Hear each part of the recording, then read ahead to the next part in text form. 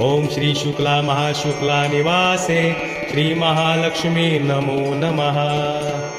ओम नमो पद्मावती पद्मालय लक्ष्मीदायिनी वांछाभूत प्रेत विंध्यवासिनी सर्वशत्रु संहारिणी दुर्जन मोहिनी रिद्धि सिद्धि वृद्धि कुरु कुरु स्वाहा। ओम क्लीं श्रीं पद्मावत्यै नमः। ओम क्लीं श्रीं पद्मावत्यै नमः। ओम क्लीं श्रीं पद्मावत्यै नमः। ओम श्री महालक्ष्मी नमः।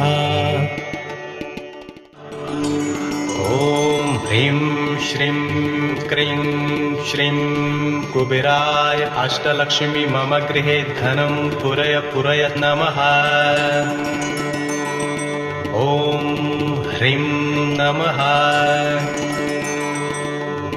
ओम यक्षाय कुबेराय वैश्रवणाय धन धान्याधिपतये धन धान्य समृद्धिं मे देहि दा